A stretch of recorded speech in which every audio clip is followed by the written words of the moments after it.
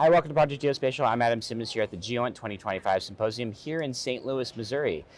This round I had the pleasure of talking to Josh Gaghen with McCarthy Building Companies. Is that correct? That's right. Yeah, awesome. First of all, I want to learn a little bit more about your background. We'll dive right into the company. Sure, absolutely. I started with McCarthy in 2013. I've been in the St. Louis area for about 21 years. Started off my career in the Air Force, worked within the Air Intelligence Agency facilities for a number of years before then coming out into the private sector. Currently, I'm a vice president and business unit leader at McCarthy, which oversees work in kind of the Northeast and Midwest area of the country for us. And prior to that, I was the on-site leader for construction of the new NGA headquarters here in St. Louis that McCarthy is currently finishing up. Well, that gives you a very unique background, especially coming from your Air Force roots. Maybe a lot of experience towards working with the with buildings that have anything to do with the government, right? Absolutely, yeah. It's certainly made a really special connection to me personally to be able to be a part of the project and get to use some of that prior experience to help such an important project for the region. Yeah. So and you were enlisted? I was on the officer side. Officer in side? Air Force Okay. Civil Engineering. Yes. Awesome. Yeah. Well, how long were you in, by the way, just to kind of get a feeling for that? I was in on active duty for 5 years. 5 years. Yeah. Okay. And that was always, but you jumped around a little bit too. Correct. Yeah. I started off. First assignment was at Whiteman Air Force Base here in Missouri. Then went down to Lackland and was stationed down there. Spent some time over in Kuwait, and then got to travel around the different tenant units that we were supporting when I was in the Air Intelligence Agency facilities role. Well, I want to circle back to that a little bit as it relates to what we're going to be talking about in a minute. But let's dive into McCarthy, right? So tell us about the company. Great, absolutely. McCarthy is a nationwide builder. We've got over 8,000 employees. That includes our salaried employees and our craft workers.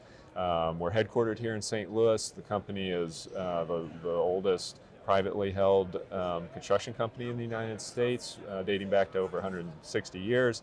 Been here in St. Louis for over 130 years and have gotten a chance to do some of the most complex and largest and most technical projects in the St. Louis area, and that's really what we focus on around the country. Being able to take that background and experience, also working on a lot of large, complex federal projects, and get set up to be successful. And being able to do the new project here for NGA in town was really a good fit based on our capabilities and just background here in the St. Louis area.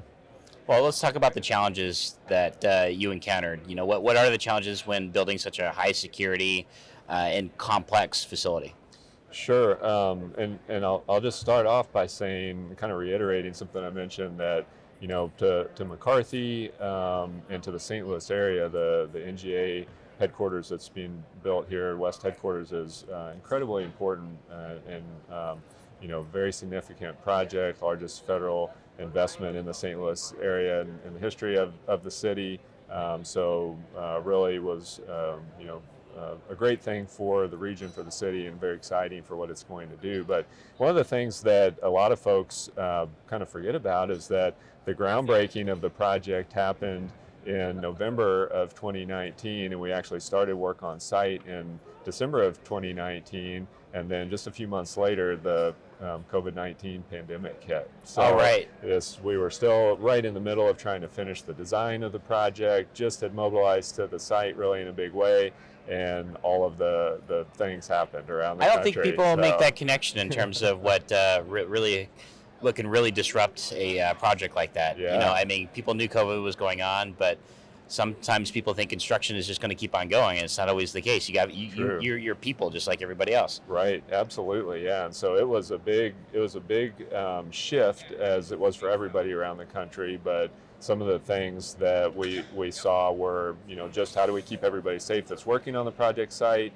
And then the other thing is that since we were in the middle of the design, we had our whole team, our design team, the government folks from the Corps of Engineers and NGA that were working on the design with us, all of our people, our subcontractors, all working together in a co-located spot here in St. Louis to get the design finished. And when COVID hit, everybody had to go away and go Right. home and work virtually, right? So that being able to shift and overcome that and figure out how to continue working was one of the big challenges that we faced in addition to just being able to continue as things evolved and be able to keep the project moving, try and get equipment to the site and materials to the site and be able to keep the project moving forward, and ultimately we're able to do that even though we did have to work through a number of challenges. What's your opinions on the economic impact what your project's done to the region as a whole?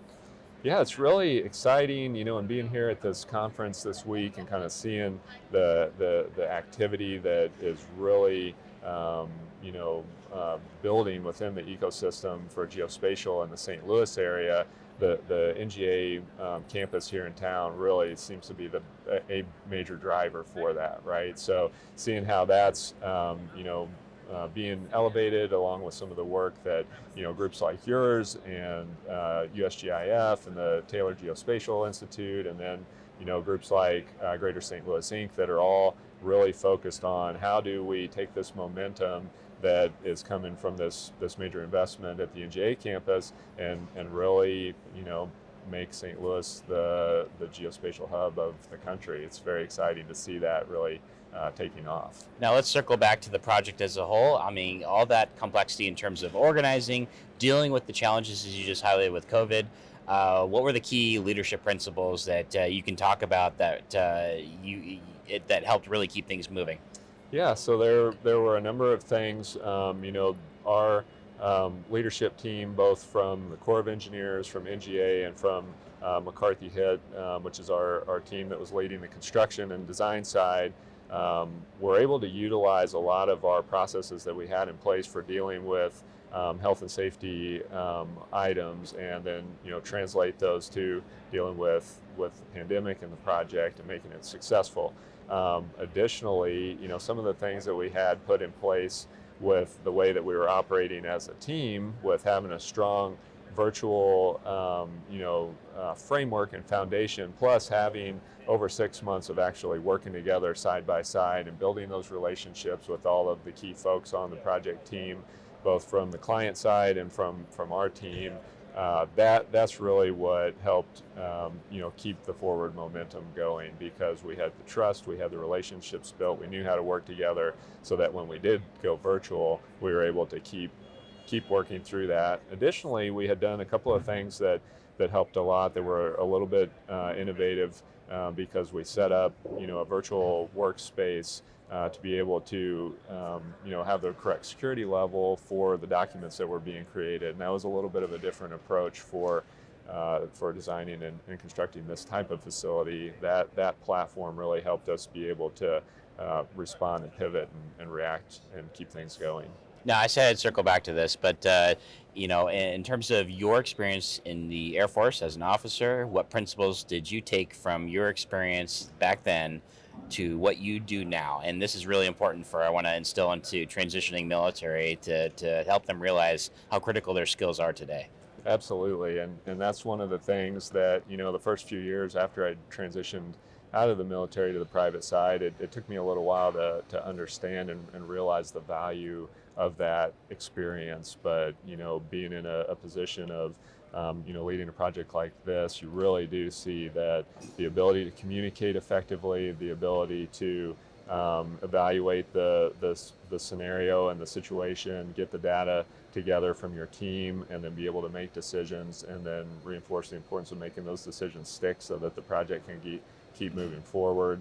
And then ultimately the organization of the team and a lot of the things that you learn in that military background just translates directly over. It might have a different name, but it's as you get into it a little bit more, you see, okay, yeah, this is very helpful. And it's something that folks who didn't have that background a lot of times don't naturally have. So it's really an advantage to be able to bring that type of experience. What are the larger lessons learned that you've gotten from this project that you worked on with NGA, and that you hope to expand into more regional, national, and maybe even global projects in the future?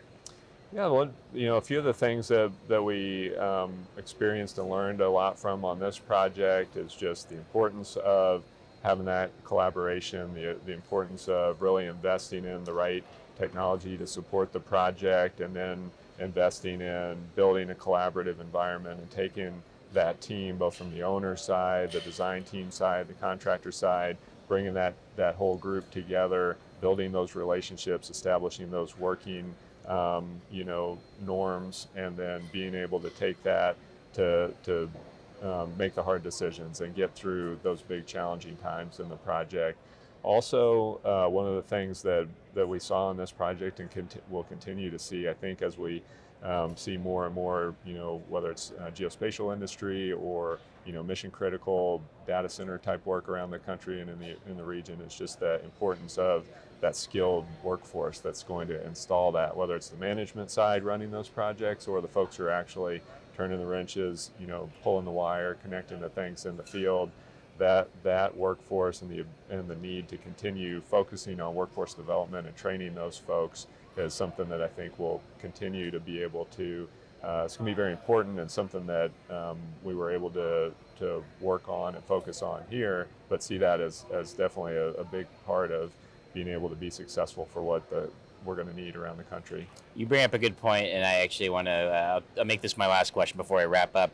But with all this workforce development in terms of bringing the skills up to speed, a lot of the construction nowadays is really focused on a lot more technologically advanced facilities, data centers, and more complex things. What does that require in terms of building those skills with trade craft workers today?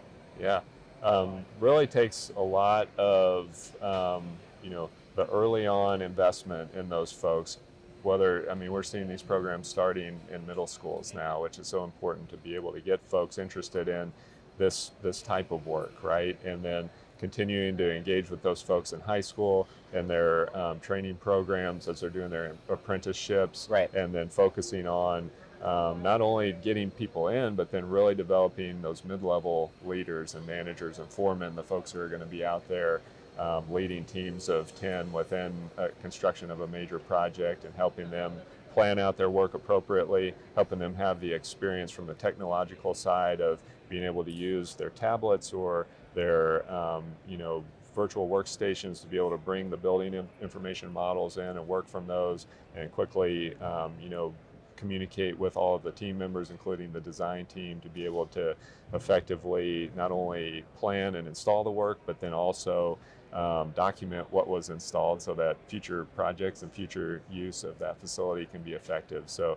really that, getting folks in and then focusing on kind of that middle level of leaders within that seems to be the big area that we're seeing and working to help support.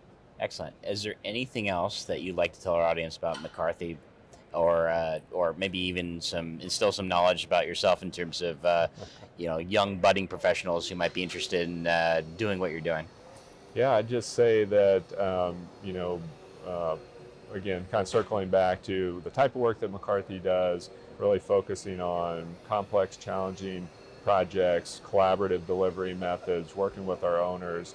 That really made being a part of the NGA campus here in St. Louis a good fit and a very exciting project to be a part of. We're super excited to have been able to support this important investment in the St. Louis area and what it's going to do for the geospatial ecosystem, and just continuing to help support that and see what it does for the region and for the country. And certainly always excited to talk technical construction stuff with anybody who's interested in it. Love it, and always looking for folks who want to be part of it and join our team as well. So Great. Well, thank you for your time, sir, and thank you for giving the insights of who you are and what your company has, what major accomplishment it's done. It's an amazing feat for building a new facility here in St. Louis, and really great for the ecosystem here. Yeah, really appreciate the invitation and